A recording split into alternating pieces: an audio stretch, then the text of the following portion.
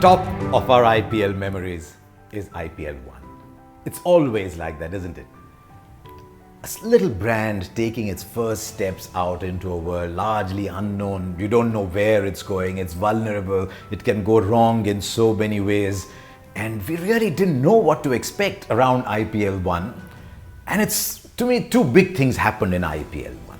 First was that game in Bengaluru, where Brendon McCullum just smashed everything out of sight, our jaws dropping, and we're saying, wow, is this cricket too?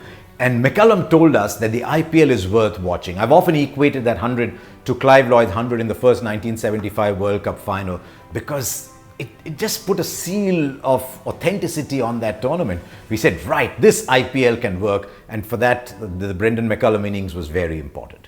And then who won IPL 1? Shane Warne's Rajasthan Royals, one of the most romantic teams in the IPL. Lalit Modi tells a story of how Shane Warne wasn't picked when the auction was going around, and there was maybe a suggestion made to Rajasthan Royals to pick him at the base price. Warne gets picked, Warne is made captain. Now Warne has got a point to prove, right? Warne is never full-time captain of Australia. Warne wanted to show that he can lead a team, but Warne's always this forward-looking person. He bought into the concept of the IPL very, very quickly.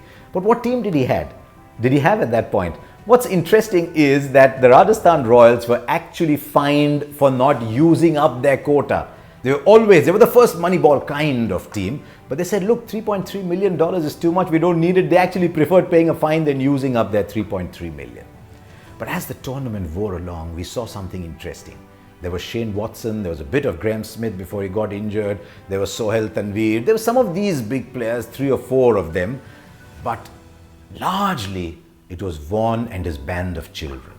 Siddharth Trivedi came up, Swapnila Snodkar came up. You hadn't heard these names before. Neeraj Patel came up.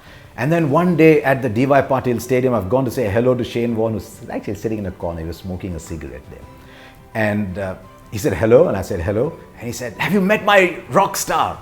I said, who's your rock star, Warne?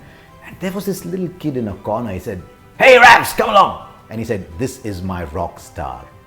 He introduced me to young Ravindra Jadeja, who had just come out of that under-19 World Cup, had been assigned to the Rajasthan Royals. Why do I remember this story? Right at the end of the IPL, the Mumbai Indians are playing them on a really bad track, and Rajasthan Royals, in a really difficult situation, 77 for 5, have to score at 8.5 an over on a spongy track, 7 an over game, and they win with Jadeja and Neeraj Patel. And the two kids say, in broken English, more Gujarati than English, that Shane Warne has told us that whatever happens, you think of winning.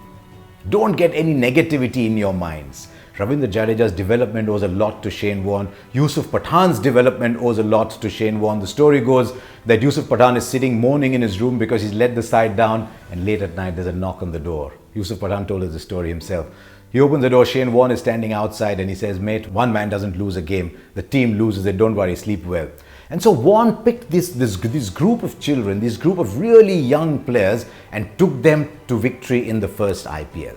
What he did, therefore, was to show that IPL a concept had arrived, that you could pick all these young people and create a romantic team that wins the IPL. So for Brendon McCullum at one end, Shane Warne at the other, the victory of Rajasthan Royals, that is a memory number 1 at the IPL.